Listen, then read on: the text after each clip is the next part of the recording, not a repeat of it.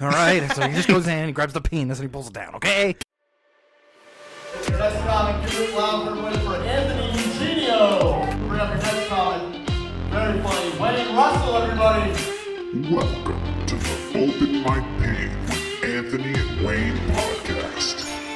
So, spoiler alert, I smoke a lot of weed, and there is a... This is your first podcast before this, just now. And I had one person come over, and they were like, yeah, I used to smoke a ton of weed, and then I stopped, but I was like the best weed smoker. And then, anyways, I have the Volcano bag, and they were like, let me have a bag. So I gave them one, and then I put the Volcano next to me and grabbed another one. And I did 8 bags while they did 1 bag. And then they fell over, basically, of high. And I'm like, this is the world I live in. I wish I could do the Bane voice again. I did it one time on the podcast, and Jacques loved it. And I'm like, what the fuck are you talking about, Jacques? It doesn't matter who we are. Exactly. I was born into this world. Yeah, exactly. You just live in it. Yeah, it's true. Most people started smoking weed in like high school or from like a shady guy down the street. It's like my dad grew it in my basement when I was born. I was like, oh yeah. Yep. It's a Shout commodity. out to Fred. Fred, baby, you guys don't like it. Did 20 minutes the other night, and I spited you before I went up there because I told Wayne, I'm like, I'm not doing Fred now. I'm not doing Fred. And what was the other one I didn't want to do because you peer pressured me, Wayne? Did I tell you? No. I don't remember. There was another one I didn't want to do. But anyways, it was my goal to be peer pressured out of jokes and still hit 20 minutes. And I hit 18 and a half, so it didn't work. But That's still good, though. 18 and a half's good. yeah, it was fine. It was fine. Yeah, we did. It's all you. That in post make my head explode when you do that because goddamn that's annoying. So we were at Chelmsford, me and Wayne, on Saturday. Oh, yeah, Navigation Brewing. Oh, thank God! I was reaching in the stars for the name of that. Yeah, we did with Jody Sloan. Tommy Wires was there. We gave a guest spot to James Hamilton, who showed up. It was very funny. Love him. Did you have a good time, Wayne? Tell me about it. Yeah, it was fun. It was a good time. I did what? I think I did about 14 minutes. It was good. I mean, crowd was a little. I went up early. They were a little standoffish to begin with, but they warmed up as time went on. Did you open? Yeah, Tommy Wires hosted. I opened. Anthony featured.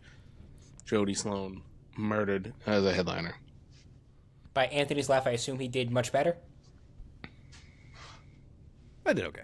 But I was later in the set, which is not fair because you should never ever, if you're ever featuring, if someone doesn't do as well opening, you never know if it's that time of the show. Yeah, because they're into it the more you go into it. But I did have a good time. I was able to. I'm sorry to cut you off here, but this reminds me. You're like, stop!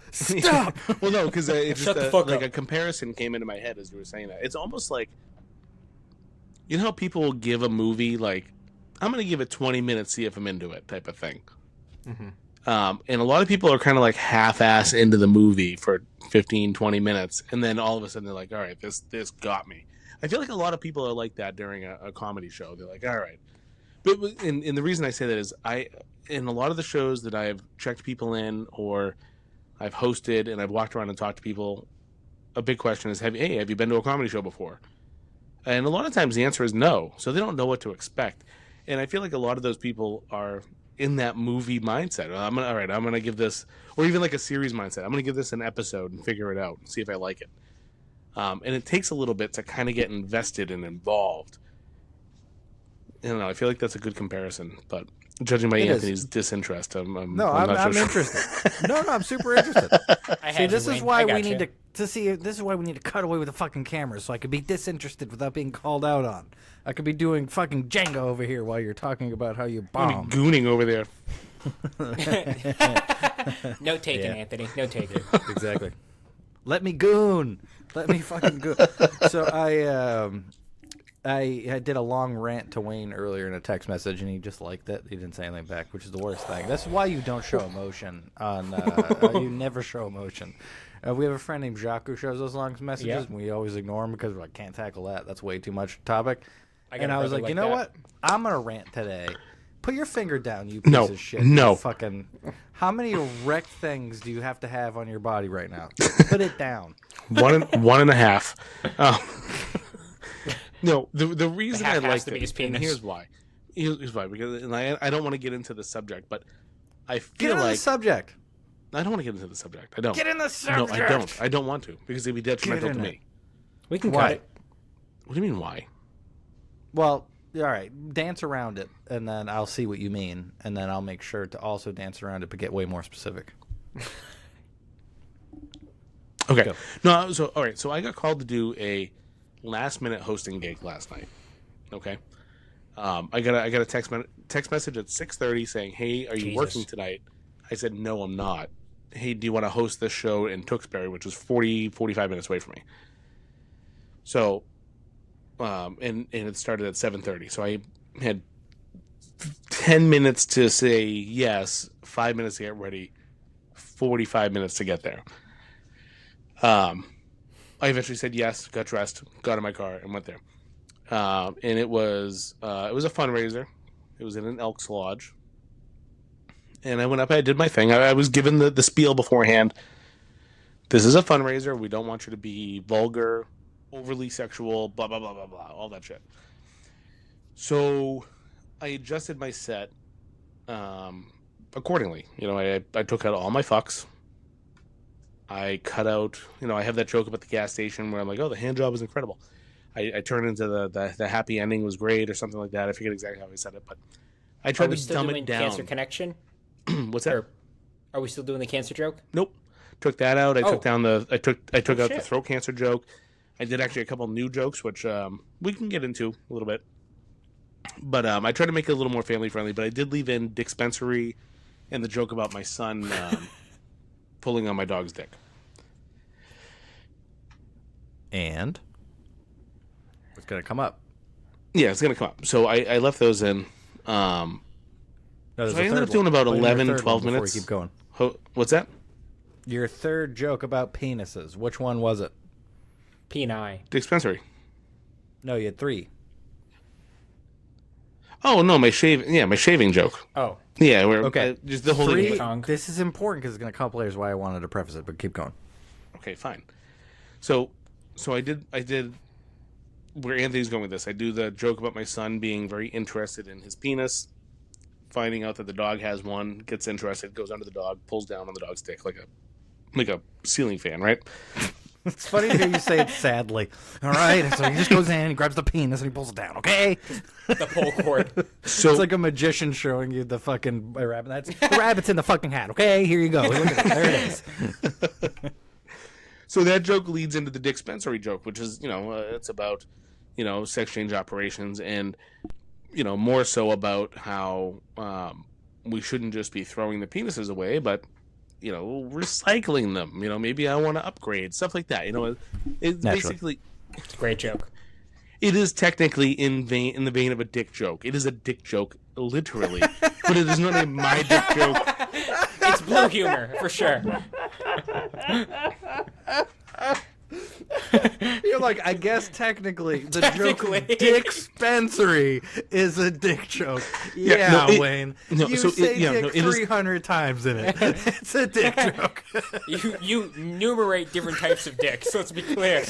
In the vein of a dick Of a joke. dick Yeah, it's in the vein of a dick ... joke. It's the vein going through a dick at this point. Like, Yes. Yes. Sorry, keep going. What a Listen, dumb but when somebody says to me dick joke, I think more of like, oh my dick, oh my dick. And I get it. It is about dicks. I get it. You say my dick 3 times. No, I don't. I would like to upgrade. But see, here's the thing. I say penis one time that's good. in that entire joke. You say dispensary. Dispensary. It's a play off a dispensary. Wayne, give you if that. you don't consider that a dick joke, I quit. I didn't say. Do You it. quit comedy? I consider it a I dick quit. joke. No, it is a dick joke, but it's Still not. fucked it up. It's not like an open mic. My dick's so small, Yeah. my dick's so big, blah blah blah blah. Yeah, does it have? Well, I think it's a good joke. That's a different argument. Yeah. But it's certainly a dick joke. It is the definition of a dick joke. I get that, but it's not. Do you see how, Wayne, why I get aggravated at you that at the start of conversations you'll say things like, well, I guess it's in the vein of a dick joke, and then by the end of the conversation you're saying, well, it's the quintessential. It is by definition a dick.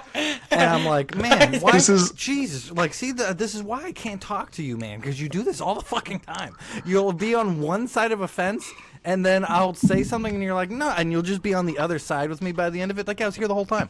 It's so annoying. So good. You don't So have good. a goddamn spine. That's why you love me, though. You fucking squid. So, anyways, okay. So I do the joke about my son pulling on my dog's dick. I do the dispensary joke, and then actually before that, normally I put it after that. This time last night I put it. I do my joke about the Great Wolf Lodge and the guy wearing the mask in the pool and all that stuff, and I put this joke after. It was about my wife. I was like, I was getting ready to go to the water park, and my wife walked in on me shaving, and then it's about me shaving my junk. Also, I mean, is it a dick joke? Yeah, I guess, because I'm shaving my dick, but it's not. Once again, I don't put it in the same vein as an open mic. Is it a dick joke because I mentioned it's entirely about my dick? Well, this is no. Well, here's He turns his dick into a Vietnamese soldier. But it's not a dick joke. The guy. well, no. Here's a question for you then. Not a dick joke. You stupid fucking asshole. Oh, that's Sorry, so go good. God damn it, regardless. Wayne, you fucking piece of shit. All right. Regardless, where you stand on this, whatever. Put comments in there. I don't care. Put comments. Let me know that I'm wrong, because I know I am. Yeah, I will comment. Yeah, Jeremy's Are you going to comment on your own episode? No, I actually didn't, and I considered it. Yeah, that would have been weird. But I did watch it on all platforms, so I got you. Damn, we did a lot worse than we thought then. Yeah, -3 from the view. Now keep going about your dick joke. So, anyways, long story short, I hosted whatever. It was an older crowd. They weren't really having some of the bluer material. You don't say. But I got a feedback this morning, and it was I forget the wording. It was great guy. This was secondhand feedback. Real quick, Wayne. I'm sorry not to, because I'm just because you're gonna get. I'm trying to save you from you right now. I don't know if you need to describe the feedback more than you need to say they didn't like it because of X, and you would be kind of describing the feedback. I just don't want you to give away the person. Well, that's what I was going to say. Send it. They Wayne. didn't. So the feedback was positive. Like, they liked me, but not in that crowd. The feedback was too many dick jokes. Total time of dick jokes was probably like 3 to 4 minutes. I did like 11 to 12. So what's that? 25% roughly. Yeah. 30%, 33%, 35.7%. It's a large number. Some would say. Yeah. But yeah, I forget why we were telling that story. But No idea. well, you went Anthony for the kind long- of strong armed me into it. I didn't strong arm you into it. What are you talking about? I'm pretty sure you went off on a dick joke tangent, but I didn't. Yeah, you went. You told me to tell the story, and I wasn't going to. I didn't tell you to tell the story. Did I We tell will you? rewind I the don't tape. Nobody told you to tell that story. I'm pretty sure. Yeah, he did. Nice. Gaslight. I'm sure it made sense 4 minutes ago, but I'm sure it made sense, Wayne. Well, this is the thing. I think why. Oh yeah, this is why. I'll tell you why. This is what started it. I remember. Holy shit! I'm the one on drugs. Remember that, folks. Wayne, I said that I gave Wayne a rant earlier, and he just liked it. That's all I said. I ranted, and Wayne just liked it. And he said, "Let me tell you why." And then he said that long ass story. So once again, Wayne, fuck you. But also, why? So now get to the point. Why did you only like my rant that I'm going to go on again? I only liked the rant because I told you that whole thing that I just told you, and you said something along the lines of, and we talked about the amount of dick jokes I have, which is only like 4, and I used 3 of them. Right? So I used... Yeah. If Well, you so consider this those is... dick okay. jokes. Yeah. I understand why you would get a little bit upset at that, but let me preface this by saying you did the exact thing I yelled at you about in this podcast during the text. Let me explain, everybody. This is what Wayne says. Wayne says, I got feedback. Guy says I did a lot of dick jokes. I barely did any dick jokes. So then I'm like, he's like, I just did this one and this one. Oh, yeah, and then this one. And then I went, well, that's kind of a lot. And then he said, that's everything I have on dick jokes. And I said, well, maybe if the crowd is old, you shouldn't do everything you have on dick jokes. And then he got mad. You shouldn't exhaust the tank on dick jokes. Listen, it's either dick jokes. It's either dick jokes or jokes about my mother blowing a lot of people. Well, you gotta get, which is still a dick joke. I want to be clear. Which is still a dick joke. Yeah. Can you understand that, Wayne? Everything you have has a penis in it. Oh, that's good. That's good. I do want to say, like, real quick. I want to aside here. I've started looking at my down for love joke a little bit, and kind of looking at some things that may not be because I've had a couple people get mad at me because they have specific ailments, right? Like I had one guy come up to me and goes, "I really liked your set, but I didn't appreciate the fact that you brought up Parkinson's." And I was like, okay. And he goes, just got diagnosed. I'm like, okay, sorry about that. So I'm like, what can I do that's not prevalent? And I came up with a leprosy one, which went over pretty well at navigation. I did it for the first time at navigation. I think that one might have been one of the bigger laughs. What do you think, Anthony? Yeah, during the end of your set, that was the best laughs that you got. So I would agree. Yeah. Anyways. That sounds like a drag somehow. What? No. He had he was an opener. That's the fucking. Fair enough. When you open, the first part of your set's really hard. Nobody tells you that, by the way. That's I was saying, nobody told us that when we started. Nobody said, "Hey, you're gonna open." You get excited. You're like, "Oh, we're fucking open." Nobody tells you that it is so hard. No, I opened with American Girl Doll as my first joke the first time I opened, and I ruined the whole show. Start to finish, ruined it. It's a completely different you gotta get people into that. Yeah. Well, I've learned now, but that's kind of the point, Wayne, of the whole thing is you're kind of describing your problem about 5 minutes after saying you didn't know what your problem was at that show, which is you were the opener. So you can't do that. You can't hit those topics generally. That's not if they're super old. That's not true Can you though, do because them I do. on? What's that? Can you do them later on in your set? Yeah. Well, okay. Well, no. So this is the thing. Sorry, go ahead. We kind of had this, and this was part of Anthony's rant, and which is why I like this. Oh yeah, I got to go on this rant conversation, but the rant's pro Wayne. The rant is pro Wayne, by the way. So let's get this out of the way. The reason I liked it was because Anthony made fun of me for saying I basically used every dick joke I have, and then I was like, okay, and I was like, I'm not gonna say anything because I know he's just trying to be funny, and I was just not in a good spot, so I went and washed some dishes and gooned in the corner. It was for a few funny. And it was objectively funny. Before you get mad, it was hilarious, but I also here's the other thing too. Part of the feedback I got was positive. It was somebody saying I will use him, just not for old people. It was just, okay, that's fine. How could I not take that as a positive? Mm-hmm. You know what I mean? But I didn't take it as a negative. 100%. But here's the thing.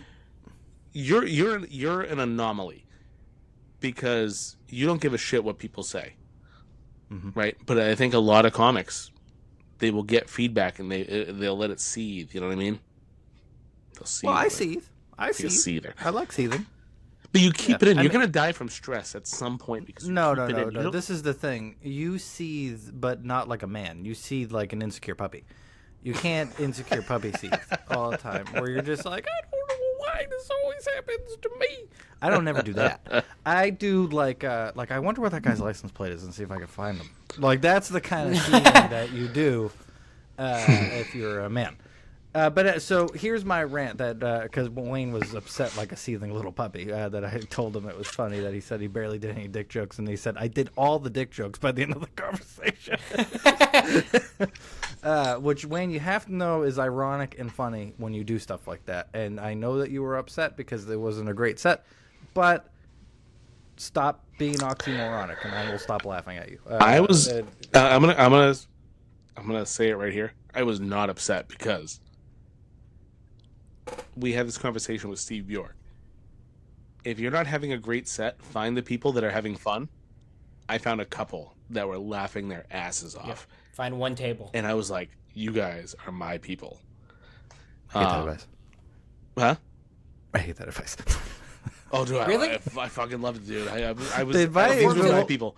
And they were laughing the whole time. They kept me going. Continue to bomb. Is though if you took if you practicaled out the advice, and you went, all right, what is this equal this? It goes, keep bombing. That was working. The assumption being, though, that the people who aren't laughing are not laughing because they don't like you. Maybe they're just not there to laugh that night. Maybe they just fucking. Well, here's the other thing. It's a bomb's a bomb. If Hiroshima, whether or not they looked at it, or they looked at it, the bomb exploded. So we talked about this as well. I'm an expert in it. We talked about this as well, and Anthony can do his rant in person. But the thing that I replied to him with is, I wonder, like these. So it was a fundraiser. The problem with a fundraiser, in my opinion, and this isn't always true, but a lot of times people go to a fundraiser to support a cause, not to go to a comedy show. They're there for the raffles. They're there for the whatever else. To donate. The party afterwards. Just sit in an Elks and drink. Whatever it is, they're not necessarily there to pay attention and laugh. Yeah. Or if they're not there for that, they might be by the end of it, but that's after the first or second episode. Well, I think this is just more. Full I don't circle. think fundraisers is right to say that too, because I've done 10 of them now, and I think one of them has been shittier. But and I say it like this: I think if you have comedy in a place that's not designed for comedy, you're going to take a long time to warm up the crowd for it. Because it's just like in a room that's tough for it or something like that, and they're like not dark, blah blah blah. If the environment's not there, and when you're in a club, you take for granted that the environment is already perfectly set up, and you don't have to start at that basis point. So that's what I would say. I would say it's more if the room's set up for it. The one fundraiser I had that was kind of, it was like 200 people. But it was like in the middle of the day, and the room was bright, and there was a bunch of old people. So I couldn't say it was because of the fundraiser, just the environment that I was in. Because I've done a bunch of fundraisers where I've crushed, but they were like in dark rooms and good environments and so on and so forth. But here's my rant. People give advice to, like Wayne in that instance, me sometimes, where they'll say like, "Hey, you should do X." You should do Y, and when you're bombing as a host or an opener or something like that. And though it's nice, every person that does this is giving it from like the vantage point of like a headliner, with like, oh, you got to feel them out and see what they like first, and then go through this and that and all this. And my rant is like, I can't do that when I'm opening. I have 10 minutes. They hate me for 5. They don't even know what comedy is at that point. So it's like some people really get on you as bookers or as stuff like that in the opening spot, and I'm like, man, you're kind of not understanding that spot. Like, if you're an opener and by the end of your set the crowd is slightly warm and they're laughing at your jokes and you got a rhythm going and you get off on that rhythm, you've done your job and no one should be mad at you, because that's the fucking point of the job. If someone's saying like you should crush the whole time as an someone said this to me. I'm not gonna shit on the person for it, but I was asking them why people like me 20% less when I host. Because that's my math. That's what it comes up to. Same me. It's pretty accurate math too. By the way, pretty accurate math. That's it's right NASA about that. approved math. NASA approved math. Right. So I had a good headliner tell me, Wayne, God damn it, with your O's and your fingers. Anthony, Go ahead. Hold on, Jeremy. Are you still employed? Yes, I have it on my notebook. I am. I haven't heard back. There was a worry for a few days there. There was a few days where, like the day that came out, I was like, I should have cut so much more from that, but just fucking sent it. Now we're good to go. All right, good. Anthony, continue. Yeah. Be nice if we went Anthony, keep viral going off on saying your something story. horrible.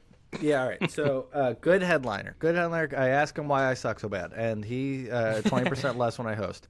And he said, I think that's kind of bullshit because if you look at this person, and he said a famous person who's in the area, watch them open, and you'll see that you can crush as an opener because they do good the whole time. And in my head, I'm like, they're famous! Yeah! Of course they do good when they open. They're fucking famous. Yeah. Like, if you brought Kanye out and you had him host a comedy show, he would crush as the fucking host. He would cry. He wouldn't need to do anything other than show his face, and he'd crush. So my point is, if you're not famous and you're hosting, you're going to do about 20% shittier than you normally do. Here's a good point to that is if you do like one of these fundraisers or whatever, sometimes you'll have the people that are part of the group go up and say some words, and they'll be like, "Oh, it's a comedy show. I gotta say some jokes," and they'll go up and say some horrendous ass jokes, but they'll get some laughs because they're like, "Oh, this is the guy that runs everything, so we're gonna give him extra energy," Yeah, it's like your boss. I think you guys even talked about this on a recent podcast. How like you can have like the person. I think this was a podcast where you can have the personality of like, if you have a good enough personality and good enough stage presence, you'll get laughs regardless.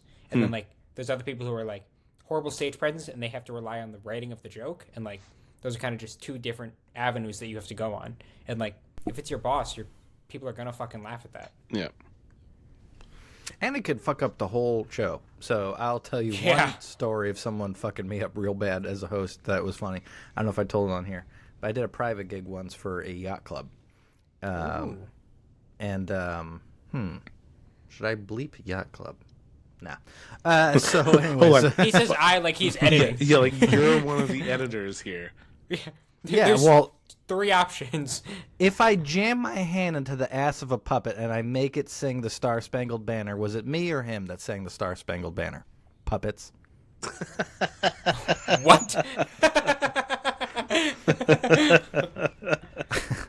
I'm saying the fact that you edit is through my fingers in your butthole. So continue on. If you're gonna finger me, I'll edit. You were the one talking. That's true. I don't remember what I was talking about. Yacht club. Beautiful metaphor. Somebody yacht club. Oh, you were yeah. ruining your chances of ever working at a yacht club again. Yeah, definitely. And now, is this yacht club like? So I've been to a yacht club where it's just like, it's a yacht club in name, but it's just like fucking kayaks and canoes. Is this like a fancy dancy? So, not. Is there an actual yacht?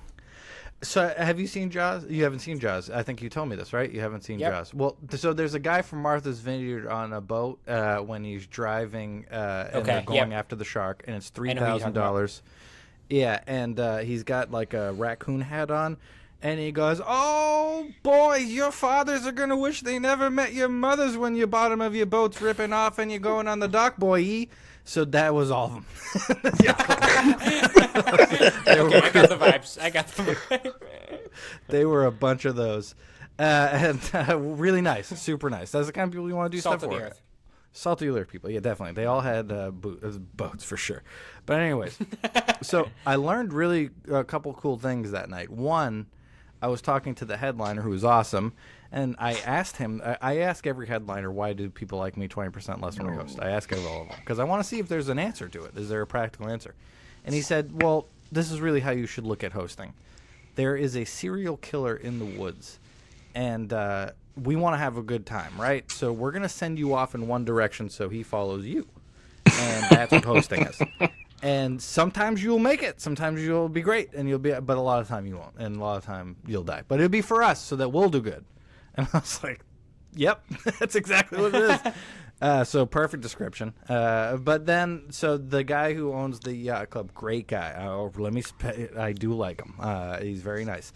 But he wanted to open the show before I went up to host. And he's like, let me say some stuff. And then he went up, and he started the show. Lights are all on. I'm asking him to turn down the lights. He's not doing it. And he goes up, and he thanks everybody for being there. And he says, everybody, how do you know if your significant other is cheating on you with a little person? He didn't say little person. He did not say little person. I saw last week's episode. Yeah, he did. He very similar. Sure, actually. You should Same remind guy. Me. I'll send you the edited out shit that I said. That is my first bullet point on this. Is if I pay $5 for Patreon, will you send me the unedited version? That's the first bullet point. Yeah, it was so bad. It was so bad. It was bad. Yeah, I'm glad Wayne didn't go through with that. But yeah, he says, "How do you know if your significant other is cheating on you with a little person?" He didn't say little person. And then he said the little person remarks how her hair smelled. And he winked. And the whole crowd went, "Jesus Christ, dude." And he went, "And Anthony Eugenio." And I went up to that. Your next comic. So my whole point to that beautiful story that absolutely devastated my set was that is what happens a lot of the time when you start an opening is sometimes a cold crowd is better. Like Pet Cemetery, sometimes dead is better. Sometimes dead is better. You want a cold crowd. You do not want to go up and have a guy change the act of a show. That's for sure. So let me ask you this. So I had a booker tell me once that you should never have like as a host. You should always have somebody come up and bring you up as the host. That's really nice. I love that. And if this is the thing, by math, it should be like the feature of the headline. They should, if the headliner is like willing to do it, it should be him that doesn't even go up, does a god mic or something like that, but talks so their voice is heard and brings up the host. It's a really nice thing to do that. The problem is that it's not standard. Right. So you have to ask them to do that, and I'm never asking a person to do that. But to answer the question, is it better? I think 100% it's better. So just to get people sitting down. Yeah, so I could agree with that. But here's the thing: is like as a host, right? When I'm hosting, my expectations are I'm going to go up, and the way I do it is I go up, I do my set, and then at the end of my set, I say something like, "You guys ready for your next comic, whatever," and kind of get the energy up. Then I do the rules, the 3 rules. You keep your table talk to a minimum, silence your cell phones, and most importantly, eat, drink, laugh, all that. But I've had the time where people will bring me up, but they'll do the rules ahead of time.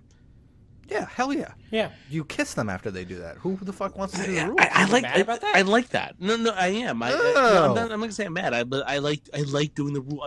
Because I'm the host. I'm the one running this room. As bullet or opener? Yeah, you're disgusting, Wayne. Why would you doing that? Yeah, well, no, I've never heard someone say that. Because I'm the one. I don't know. Because I'm the one running the room. I am the one. You're just going up in between comics. What are you talking about? If someone went up and slapped a comic, you would run out of the room. You wouldn't run anything. Well, let's say it like this: if I'm not doing the rules and I'm just going up, bringing people up, why not just tag team people? Because there could be 4 comics, in which case you don't want to tag team at that point. No, I do love tag teaming though. I think that's preferable to a host, and that's my personal preference. But I love agree. it. I do. I also recently just did the spot of just 2 minutes at the front of tip generously, laugh generously, don't talk essentially. Same, 3 or 4 rules.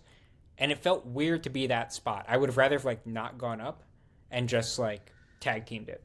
Exactly. But that's the thing. If you did it, let's say you were just there running the show and your host was going up, you doing that for him is nice, in my opinion. Yes. So, because the host goes up and they could just get into jokes. They don't have to worry about and even if they want to do their shit at the end, which I think is a good idea, like Wayne said, it doesn't bring the energy down real quick before you bring it back up. You can hit your closer, it hit, and go, let's get the next guy up, and you keep the energy right where it is the whole time. Yeah. You don't go, all right, everybody, shut the fuck up and listen to this. Which I know you gotta do if the guy doesn't do that. I'm just saying it's a huge positive. But so here's the thing: there's a way you can do that and keep the energy up. You keep the rules fun, right? Keep them just cheeky or whatever, right? And then, if you're about to say you can make your rules as good as your closer, I'm going to tell you got to work on your closer. I didn't say that. just cheeky. I gotta Well, work you on said my you can clothes. keep the energy where You it's can at, keep the which would energy. be You can keep the energy stagnant. ergo. Right. Well, you can take the mic out, say it loudly, lean into the crowd. Like you can try to I get keep that. energy up a little. But You can yeah, yell I'm at them, just I get like that. I don't know. Yeah. I just feel like if as like a that you host, like you should doing the be able rules, to man. do that. I'm gonna give you the rules every time I ever do a show with you for the rest of the history. This is you love it so much. Real autism Well, king it's right fine. here. I have no problem doing it. It's not that I love it so much. It's like if you're the host, you should have say that you love it, right? responsibility to say, this is what we're doing. Like you guys need to be in line. You know what I mean? Yeah. No. Now, do you prefer to do that at the start of the set or the end of the set? I do it at If the end of the there's set because I don't want to go up and So then hit your people go, closer I and then hate be you like- because you're telling me to shut up. Right? So you Gotcha. go up, Yep. you just go roll into it. I'm your host tonight. My name is Wayne Russell. Boom. I agree. Right? And then at the end, hey, you guys Yes, you're are opener. an awesome crowd. This is going to be a great night. I can already tell you guys are super energetic, and there's a way that you can keep it that way. First is keep your table talk to a minimum. Second, keep your phones on silent or vibrate if you're freaky. We'll come up with something to make it just a little bit like, oh, ha, ha, ha, ha. This guy's already funny. They're going to laugh at something you say. Do y'all know? Have y'all heard Bo Burnham's joke on that? It's like the quintessential. It's Is that put the your one cell phones that to if you vibrate. sing along, I'm going to fucking kill you? That too, but it's put your vibrator or your cell phone to vibrator yes. mode and your vibrator to cell phone mode, Yes. and it's like the epitome of like how to do that funny in my opinion. Yep. And it's 15 years old at this point. Yep. Dude, I love Bo Burnham. Anthony hates him. Boston dude too. Do you really? I didn't say I hate him. I said I didn't You like just- him. Like not like in the I like this is so hard to explain. It's kind of like religion. Just because you like it, they say an atheist means you think there is no God. Yeah. And that's not true. It's just you're not convinced there is one. That's You know what I mean? agnostic. There's a difference. No, there's not. So the agnostic is this is not true. Agnostic is like the verb where atheist is the noun. So you're because I don't think that's true. Hey, listen to Richard Dawkins. I've heard him explain this 1,000 times. How Who the fuck is agnosticism Richard? Richard Dawkins, Yeah, I have no the idea. world's foremost atheist. I think we talked about this before recording, but I wish I and could people share my say, screen "I'm while I not-" googled this. No. The definition of atheist is just that you don't have a belief, meaning you don't have an affirmative position on God. That's what that means. So that's what I'm saying about this. Is I just don't have I don't have an affirmative position on Bo Burnham, meaning I'm not going to turn it on and watch it or go after it. I'm not saying I hate him. I compared him to God, but yeah, Yeah, you I don't hate did. him that bad. You made him an idol. There we go. Ooh. I can't wait for you to edit this episode because you're going to be like, I get what Anthony was saying now. No, 'cause I just Go through googled a it, and couple I'm confident that atheist is the disbelief in God, and agnostic is the belief in not having a belief, or not being sure of the belief. But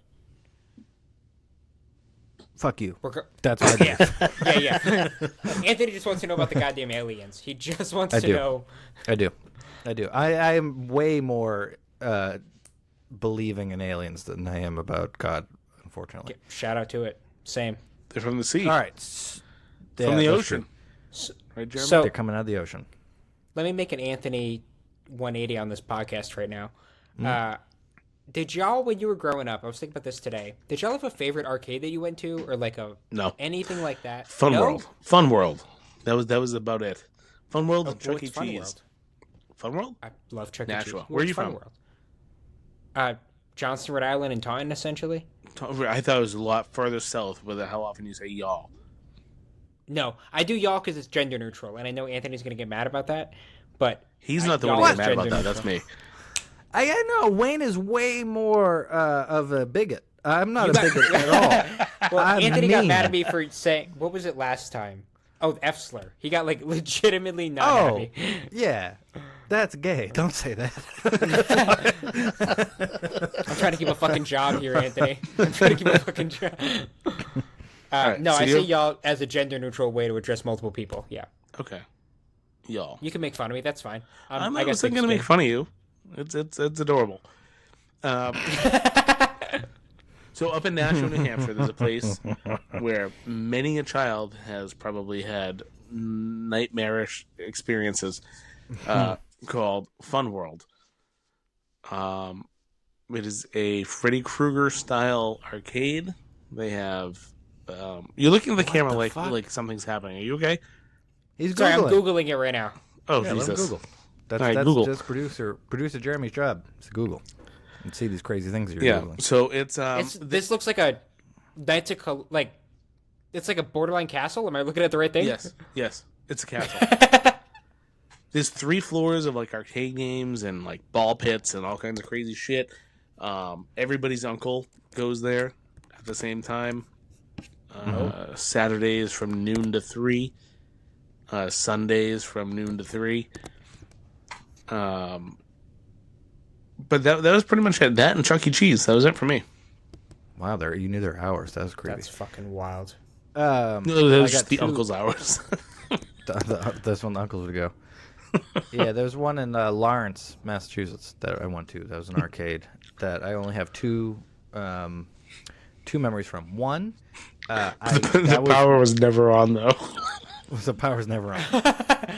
So they had the animatronic animals, and they had the mouse. They had a mouse tit with tits, and I remember we talked about this. We talked about this. Though. Yeah, I don't know. It must not have been Chuck E. Cheese because I don't think they have a mouse with tits. I think this was the Lawrence one. They were like, let's just get Mickey Mouse as a woman. But anyways, I remember thinking they put tits on a mouse, and I remember that was the funniest thing I had ever thought of. And then next was that it made me horny. And then next was a guy. I was standing in the middle of the arcade, and a man. I remember him in a trench coat. He might not have been in one, but he seemed like the guy who would be in a trench coat. And he, like I was an NFL running back, he handed off a bag of coins in my stomach. And he went, here you go. And then he walked away. And there was like 100 coins in there. And I remember that was a time where I'm like, man, if you get something and then you're assaulted. A lot of people just talk about the assault. And they don't talk about the thing you get. And I remember thinking in that point, I'm like, he could have, like, if he was like 100 coins, you got to show me your butthole. I'm going to think about that. It's coming. What is this place called? Inflation is so high. It's not just going to be your butthole. It's going to be butthole inflation. I have a whole thing. Trump's You're going to America. bring your kids there. And he's going to be like, remember? You remember. If I ran to this guy again and I had a thing and my kids were there and all that and he was like, time to pay back, I'd be like, boys, this guy gave me 100 coins. Like, I played games for days off of this man's generosity. And he was by himself. And, yeah. 100 coins back in the day, dude. That was... Yeah. I think about him rich. every day. Yeah, you're doing Rockefeller. you're doing 3, 4, 5, 6 coins a game now. In some Definitely. places. And I like was able to take a break in the middle and just go in front of that fucking mouse and be like, put tits on a mouse. I was fucking... Just rock hard at this machine. Yeah. The 12-year-old rock hard where you gotta like press it up against cold things to calm it down.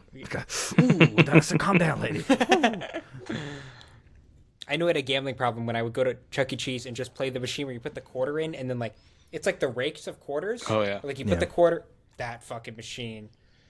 When I go to a casino on a cruise, they have that machine, and I'll just $100 gone. The engineering on that thing is incredible.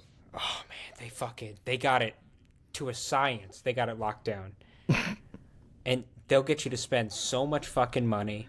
And by you, I mean me. Yeah, it has to just pull back just a little bit before the diameter of a quarter. It's like edging. Like they just got you fucking on that margin the whole time. Yeah. Oh shit. Sports bet, Jeremy? So I only do when they got that reward where it's like bet $5 get $200 in credits. That's the kind of dirtbag I am. And I've lost money every time. But I love sports betting. I'm a huge Patriots fan. That's my team. Love the Patriots. I will bet on them knowing they're going to lose, knowing they're going to fucking fumble 14 times in a game. I know Wayne doesn't follow football. I watched last week's podcast. How big of a Patriots fan are you? Are you talking shit? Or are you actually a real big Patriots fan? No, I'm a genuine... Like, that is my... I will not miss a Sunday game. I have a friend with season tickets. What's up? Give me the 3 Please say running back. draft picks. Oh, The top 3. we got Will Campbell. We got what's his name? Trey. You don't be Trace. racist. Don't be racist. I know. I was right there. I was going to say it. It's like it's capital T Trey, I think, and then like capital V Vaughn or something. Travion. And then yes, and I cannot remember their fucking 3rd draft pick for the life of me. That's pretty good. I'll take it. I know we drafted I'll a take long snapper and then a kicker in the 5th and 6th or 6th and we 6th and drafted a 7th. kicker. Yeah, Kicker in the 6th and 6th, long snapper Yep. in the 7th, along Yep. with a developmental cornerback and tackle. Yeah, and then we fired our previous long snapper. I'm bad with names, but I Cardona. know he was the last Patriot who had a Super Bowl win and played with Yep. Tom Brady.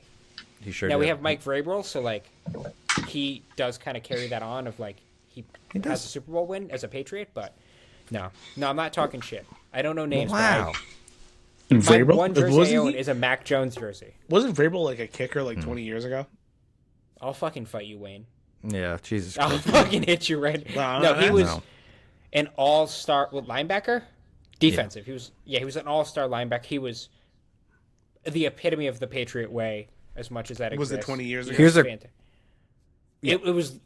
I mean, I don't remember him. I feel like there was a Not that, name. you know, I feel like there was a AJ. name when I was in high school when they won their first. Well, not their first, but Yeah. the, I think he had an interception in the Super Bowl, if I remember correct. He had big Super Bowl plays. He was good. This is the biggest Mike Vrabel, the best Mike Vrabel stat that you can find is that Mike Vrabel has 10 receptions. Like, so he was a defensive player, Yep, but yep. he played tight end, and he had 10 catches in the NFL. As a All defensive 10. player, Yep, and all 10 of them were for touchdowns. So that's every a pretty single one. cool stat. He's pick sixing 100% of the time as a defensive player. Fucking horsedick.mpeg, this guy. Dude, Just this fucking. fucking good reference. When he I know you said horse dick. For some reason I thought of that one gif of that one meme of that big black guy sitting on the couch or sitting on the bed. Yeah, no, not Which is like a huge- it was Almost. Miss. Was That's it Craig Miss March? Robinson is horse dick back. Oh, I'm yeah, sorry. Miss You know March. what? You're right. Is that what it's called? Forgot my Miss name. March? Was that the movie? Yeah, that's the movie. That's Such one a of the good movie. most underrated movies of all time. gotta watch it You've never tonight. seen Miss March, have you? Yeah, go watch that, Jeremy. Yeah, it's a stay comedy. up. Ignore It's the. so good. You know what I'm talking about. Ignore it. It's Yeah, gonna make yeah, the yeah. movie a lot better. Yeah. But it's such a good movie. Oh man, I'm gonna describe one of the scenes because they're just so horsedick.mpeg is a rapper that so this is the and do you know the whitest guys you know? Have you ever seen the sketch I show? The love Whitest Guys? them. Yep. So this is their movie. That Abe They made Lincoln this- one is so funny. Oh man, that's the best sketch. I like you. It's so good. I like you like 12% more since you said that. That's great. All right, so they made the movie Miss March. It's them, and so it's that style of humor. And Horsedick.mpeg is played by Craig Robinson, who is a comedian. Also, you know from The Office, he plays Daryl. Yep. Yep. And so he's Horsedick.mpeg. He's going to prom with them, and he is a famous rapper at this point because he's in high school. So he has 2 prostitutes with him. In the limo, and they're going. The 2 protagonists, the guys, whitest guys, are going to go pick up their dates, and they're worried that the rapper there is going to make their parents a little nervous because he's got prostitutes with him, and so they say stay in the limo, and they go up and they start talking to their dates' parents, and they're like, this is going well. And then at one point, one of the prostitutes comes out of the top of the hood of the car and spits cum all over the car and goes, horse dick, you nasty. Oh my god. It's because it's just like it's a There is a whole IMDb page just for this scene. oh, is there? Yeah, it's good. I Oh man, I want to watch it so bad right now. It's the fucking It's such a good funniest movie. scene. It's so good. I didn't know the Whitest Boys did a movie. I mean, I've seen that Abe Lincoln skit 1,000 times. It makes Have me you seen laugh that one, every Wayne? single- I don't think I have. If I You watched haven't it, seen the My aim. butt. This is if I- more if I important watched than it, him I might go, watching yeah, Miss I've seen this March. before, but Yeah, no, fucking, they're breaking my butt. Don't break my butt. It's so good every time. Yeah, it's basically that Abe Lincoln's a heckler during the show, and When he was murdered no, when he definitely was never murdered, seen this he before. was being- at the he was Ford being Theater, a- yeah. Yeah, he was just being a dick heckling, and John And Wilkes then- Booth. was just being a comes good up. guy. Yeah, he was like, you know what? I give up. Somebody has to do something, and he walks up and beats him to death with a hammer. It's so good. I saw somebody posted online. It was an AI generated photo of Abe Lincoln taking a selfie at the Ford Theater. He's like, he can't wait for the show. That's getting out of hand, that's for sure. All right, Jerry, you took notes from last week's episode? You listened? I got a couple, yeah. We talked about the Patreon one. Actually, we literally have gone over all of these now that we've talked about it. Oh, well, I wanted to ask your opinion about the Jaws story with the little guy. That's so fucking funny. Is you think it's funny to say on stage? I'm so nervous about it because it's not a joke. Yeah. It's like I literally have it. That guy's... Yeah, no, if the question is should you do it, absolutely. I was sitting here trying to think of, like, punch-ups for it. Like, that is so fucking funny. I think... It's good. I mean, the Shane Gillis comparison is fair as far as, like, you're not punching it up necessarily. You just have to, like... It's raw storytelling. But it's so fucking funny. It's so good. I encourage you so much to do it. As a woke... 24-year-old? Yeah, no. That's what I'm asking. So now then the question is, do I say LP the whole time or do I drop a midge? You can drop a couple midgets as punchlines, but the baseline has to be LP. So, but maybe I say midget, but it's got to be through like the guy said it, not me. Like I'm not saying midget. Like when I'm narrating it, I'm saying LP, but when I'm that guy. See, this is why you need a banner. Look at I know, right? I know, right? What the fuck? Now you just got my settings to my TV. What horrible timing. What horrible... The only time you're talking to me. No, you for sure have to do... You can do... It's like, you guys remember when you were in like elementary school and you read like Huckleberry Finn and you could say the N-word because you were reading it as a quote? I think that's fair game. N-word Jim. Prude. You should make that a joke. N-word Jim, that's one of the fucking Dave Chappelle's most famous bits of all time. Yeah, unfortunately. Maybe I mean, you might be able to find a new way to tread on that. Once again, you could have a similar premise, Louis but different. Too. And obviously Dave Chappelle is he's no stranger to that word. But look at Jeremy. He gets a pass. Don't say the word. Don't say it. But you can do a joke about being excited. Before. Like that's the one time people were excited to be called on to read during school. Like that's your joke. There it is. That's your joke. Literally. As like remember the guy we saw, Wayne, that tried to do an N-word joke? Oh, I do. Nicholas Kerr. Yeah. So if you know basketball at all, Steve Kerr is the coach of the. So the Suns, right? No, it's the fucking Golden State Warriors. Gotcha. Yep. Yeah, so he has a son named Nicholas. So the guy was trying to do a joke about the shorthand of Nicholas and the last name of Kerr. And the thing, everybody went, no, because that's no matter how nice you make it, no matter how clever you get to that word, it's still like you're like dancing and then shooting someone in the side of the face. You're like, is this because it was pretty clever? No, you can't do that. There's a line. That was funny that guy did that. Yeah, all right, then I'm going to drop it. So my whole basis, like I said last week, is I have the joke of I have a straight man with a gay little body, and I'm trying to get all of that under that umbrella. Because I think it could be my first bit that's like a 5 to 7 minute, like, this is one chunk. Yeah. No, I think you had a great perspective in terms of, like, as a 5'5" white dude who, like, has, like, a 3-inch vertical, like, I 100% empathize with the fact of, like, you want to look at NFL players and be like, I could do that, but then it's like, there's no chance. But this is the one avenue. I 100% empathize with that premise, and I think it's great. You just got to use LP and then drop midget as a punchline. Well, this is the great thing, is so the football story, which is going to lead into the Jaws story, which is about Mike Leach, the Oklahoma Sooners coach who got fired for proposing that they do a play called the LP toss. Yeah. So good. The LP toss, baby. And then the whole point is I go, well, now there's a position that's opened up that I can play. And then now we get into Jaws in that little cage. Now, one way to maybe take that is figure out what like when they call a play in the NFL and it's like X, Y, Z, 45 degree, there's like a whole play for it. What would that play call be? I have no idea. What position would he play is the real question, because you have the X receiver, you have the Z Halfback, receiver, and you have obviously. the F receiver. Yeah, I know, but there's already he'd have to be like a fucking eighth back. A quarterback. Yeah, no, he'd have to be some. That's really fun. I think that's a great way to take that. Oh man. Yeah, the world's first centimeter back. 2 millimeter back, yeah, something. There's something there. All right, good. Yeah, I can't wait to. I might go to this. So the day that this should come out, if Jeremy does his job properly this time, is the day of Yeah, that was 100% on me. Carter. Don't say that. That was Wayne, on me. If you don't roast people better, I can take it. I'm gonna. All right, then fuck you, Jeremy. You saying should anything have my ex hasn't. known. Anthony's like a I white. know. You should have known what he wanted. I agree. Deep down in my soul, I'm like, I should have known that was coming out that week. I should. All right, now that you're Googling, Jeremy, I want to roast you one more time. Last time I got you was Edward Snowden. This time, it's the aliens from Close Encounters of the Third Kind. Please look them up. This is exactly what you look like. These little guys.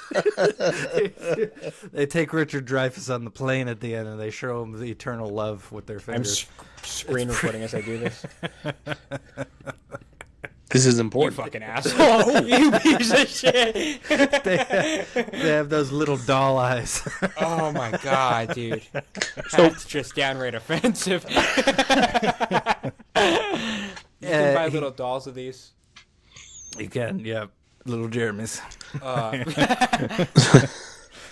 That's the greatest movie of all time, by the way. Right next to Jaws. It's Steven Spielberg made this his next movie after Jaws. I'm telling you.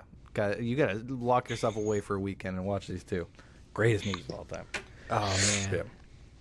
Very funny. Wayne, have you seen the little aliens from Close Encounters of Their Kind? No, I haven't, but it struck him thought with me because I just did another podcast with George Newton.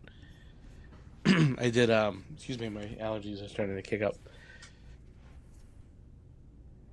Have you guys been fucked by allergies the last week and a half? Yeah, I'm taking Zyrtec like it's my fucking job. Anyways, so I did a podcast with George Newton, who his podcast is 80s Comedy Rewind, which is about like 80s comedy movies. And I reached out to him. I said I want to do one of two. I want either Uncle Buck or UHF. And Yeah. he was like, yeah, let's do UHF, which is huge for me because I'm a big Weird Al fan. So I just recorded that earlier this week with him. It'll come out in the next couple of weeks. But it's funny because there's a Close Encounters of the Third Kind reference in that movie with the mashed potatoes, Anthony. Yeah, so at one point in the movie, Richard Dreyfuss is touched by the little people, the little fingers, and they, that not physically but mentally, they touch him. And anyways, he starts creating, and you might have seen this reference, and because they reference it all the time in popular culture, but he makes a mound of mashed potatoes, and he doesn't know why. He can't stop.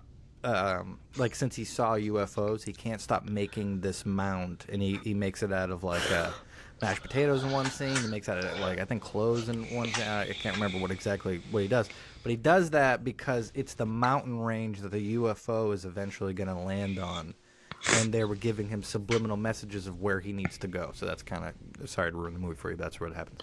And then they go and rape him, I think. But anyway, he's super happy. He's super happy at the end of it. So that's what got me on the tangent last time of alien anal probes. And when I said if it could give you eternal happiness, that was exactly what I was thinking of. I was going to say the odds of this coming back together twice felt wild, that it would go back to alien sex, but it does. There's one alien sex that does not look good in a movie, and that's the I forgot the name of it. I think it's called like Red Sky or something like that. It's about the guy who was on Rogan's podcast who talked about getting abducted by aliens for 3 days, and then it's actually a pretty crazy story. Him and his friends were out logging, and they all say they saw a UFO, and then this guy went missing, and you're like, well, liar. But they like 4 days later, he turned up without clothes, so he would have had to survive in the woods for 4 days in that amount of time. And he came out skinny and all fucked up and all kinds of stuff. And he was like, they took me on the plane. And then they made a movie about it, and they did really nasty things to him that didn't end in love. Nasty, bad. bad aliens. Bad. Yeah, they were being bad boys, that's for sure. But yeah, but then you watch Close Encounters and you're like, that's the ones I want. So you're watching alien movies trying to figure out which ones are fuckable and which ones aren't?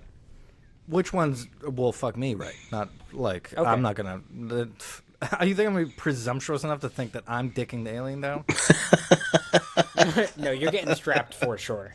Yeah, exactly. He's coming from another planet. It'd be rude to me to assume that I would do that.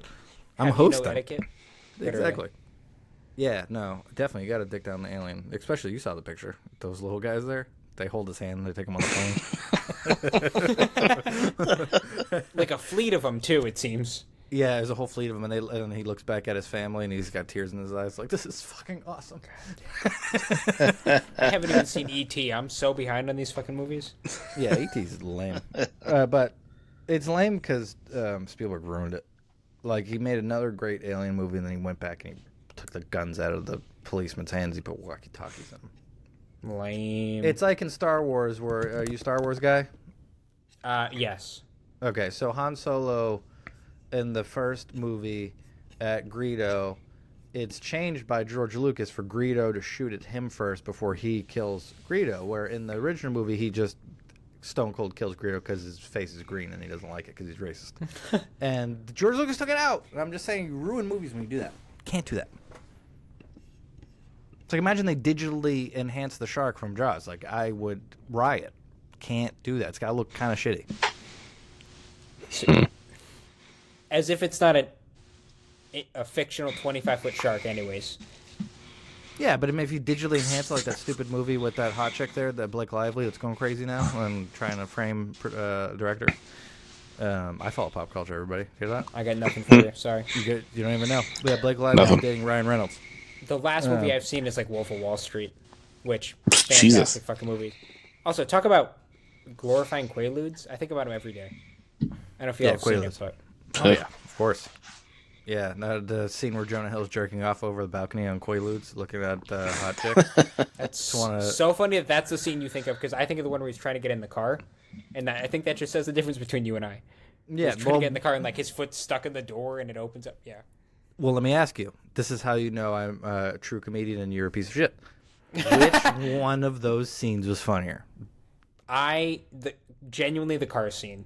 Come on, when Jonah Hill is beating off in front of the lady on Quaaludes because she's hot. I'm not. It's he not says, saying "I it's love not you." funny. But like, when I text my friends, that car scene comes up. The beating off scene has never come up once in 15 years. You know Maybe what? it's a generational thing. It's not a generational thing. You know what it is? It's like you know how at the same time Bert Kreischer can be funny, at the same time Anthony Jeselnik can be funny. And you're like, Yeah. You know, Just different styles. Different strokes for different folks. That was a great example of straight one-line punch and move on comic from like a Tom Segura, Bert Kreischer storyteller. That was a good example there. And Come that's on. how you book, and I don't. Come on. I don't. Yeah, I'm not gonna ever book again after you said that about me. Good. No, summer's coming. Summer sucks. This is a thing. I don't know if you know, because it's less than a year you've been into it, right? So this might be the first summer where you're paying attention to this. Literally. But the summer blows in comedy, and because people obviously go outside more, they go on vacations, and naturally, almost all commerce goes downhill quite a bit. Interesting. I'm going to bring back Jaws. So Jaws was the world's first summer blockbuster by accident because they never. Yeah, your thing it keeps ruining my stories. I know. They used to It's a never sign. show movies in the summer because the summer sucks so bad for entertainment that all good movies would come out at Christmas and right afterwards because people were all home during that time. And they fucked up Jaws so bad they had to put it out in the summer, and it became a blockbuster. Oh, really? And so they started releasing movies in the summer. No. So yeah, movies are the only thing that historically does well in the summer. Outside of that, like comedy does horrible. And you'll notice that a lot of shows will, like McHugh's Comedy Club's going to once a month throughout the summer. A lot really? of shows stop. Yeah, it's just the way it goes every year it is? because there's only so much people in the summertime. A lot you'll see mostly showcases. A lot like Wicked Funny still crushes all the time. That club is magic. But yeah, summer blows. So there's a lot less opportunity there. So this is a good. I like to say the summer is a great time to not only work on showcases where you can do whatever you want, but this is writing season. This is where you should be putting in all the new jokes out there because you're going to get lots of opportunities to do them. And then the fall is like when you want to get out the new stuff you'll be booked a lot more by then because of how you're working now. And then those will be the more packed shows. Like a lot of the times you'll do one room in June that you do in December, and in June you get like 5 people there. In December you sell it out. So you just got to be ready for it. It makes you better though because you got to navigate those rooms of 10 people and make them laugh still. Yeah. Yeah, I'm still at the point of like, if I get a crowd of 30, that's like, we're fucking hyped as shit. So yeah. So, like, I'm writing shit. I had to throw out all my stuff about my ex. So, like, I am very much on the writing grind. So, it's good to know that this is the season for it. So, you have to throw it out? Definitely writing. Some of it, I'm trying, by throw it out, I mean, like, trying to rework it, trying to figure it out. Like, the jokes as they were, I got to throw out. But I stole how y'all recommended to write the gun joke 2 weeks ago. Blatantly stole that. What's up? So when you say you have to throw them out, why are you throwing them out?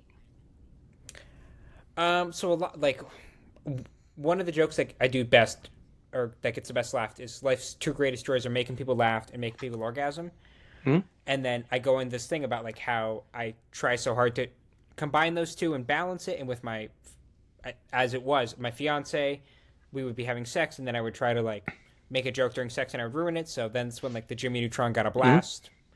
Thing goes on, and it's just like it felt weird for me to just keep doing it as is. So then I would say my ex-fiance, and then like it wasn't getting the same laughs. So it was a personal thing. So what about doing like continuing that joke as it is, and then getting a new set of material after saying, I'm just kidding, she left me. And I don't know if you're comfortable with that, but just kidding, she left me, and then go into a whole set of bits. What's that? I think you can make it way simpler than that. Just don't say your ex-fiance or fiance. Just say a girl. Like I was banging a girl. You say a girl. Made a joke. But I also don't have shame. I'll say fiance if it'll get laughs. I mean, I'll say whatever gets laughs. I don't think the fiance makes the laugh. I think it's the idea of that whole thing. But last time talked about, so I can't. This is the thing. I like when I'm thinking about like the theory of jokes. I'm like, oh, that's not a funny line. And then when you're doing. Thanks. No, not that in particular. I'm saying just in general. You're good. But if you are do a show, you could take out like one word in your sentence and it fucks the whole thing up. And you're like, man, that was just an important word that I didn't know. Just like how things flow. Yeah. I originally did it as girlfriend, and I thought fiance made it a little more like it carried this connotation of repetitive sex, essentially. Fiance, yeah. But you're right. Fiance, I think, is funnier in that situation because it's like, all right, we've been there, we've done this.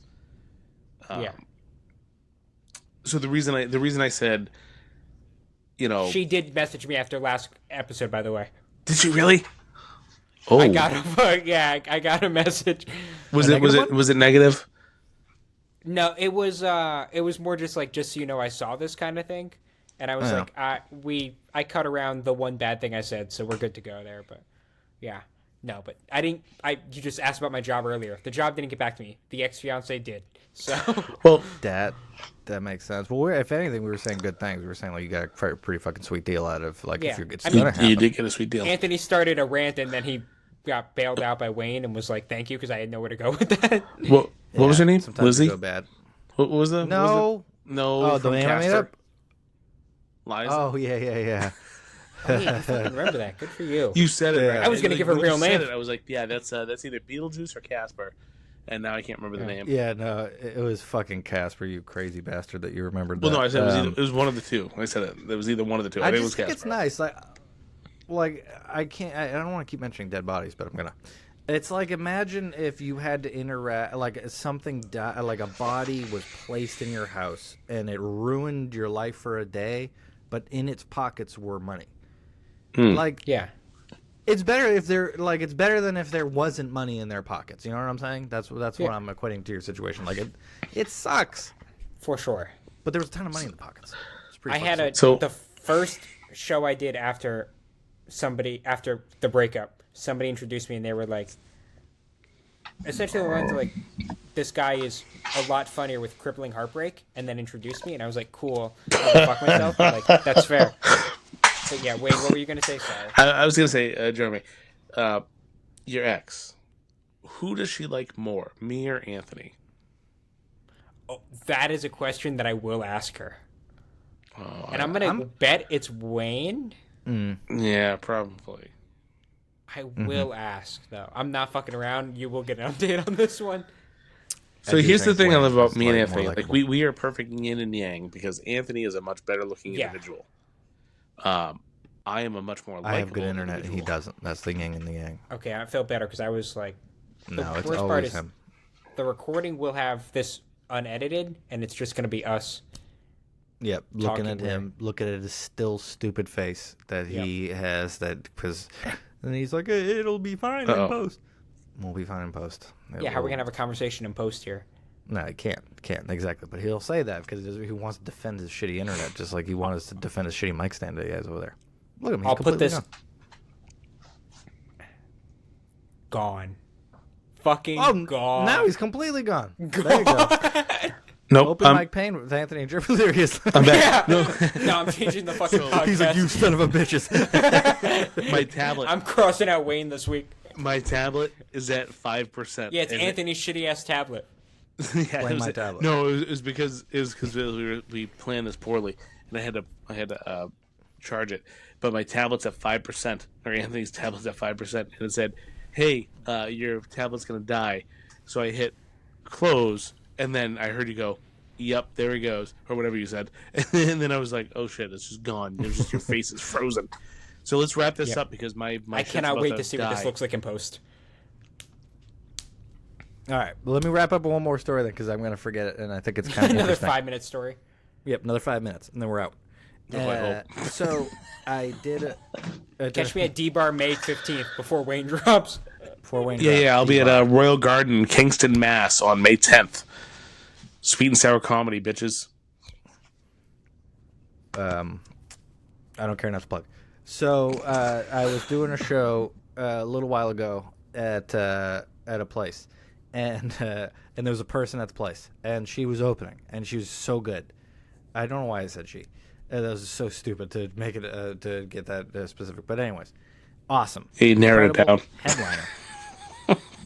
Yep, I narrowed it down quite a bit. Headliner. And was opening. And I noticed, because there was only like 20 people in the room, and she went up and she crowd worked them for most of the time, which is kind of the move that you do because you got to connect, because they were like all family, and it was like a whole thing, and crushed. And I was middling, and it really fucked me up because I realized that makes the show then a crowd work show. I thought that was a really interesting thing I've never seen before. Like, she did set great. The precedent. That's what it is. Now, when I went up and started doing jokes, they're more like, "Talk to me." So I had to like go into then started talking to them, which I did, and it was fine. The headliner went up. He started talking to them, crushed, did a couple jokes. He was like, "I should go back to talking to you," and then he went back into it. But it was just really cool to see how like that is. I wanted to talk about this when we were talking about hosting and opening. But that is how much effect the host and opener can have on the show. If you, that's why I did it when I did the show in England where they hated me. The guy who opened and hosted did 10 straight minutes of crowd work and then brought me up. And people, like, it changes the whole dynamic of the show. That's just what they expect after that. Sorry, go ahead, mouth breather. What are you saying over there? What? No, what was the joke he said? Aren't all toes baby toes or something? Me? No, the guy from England. The guy.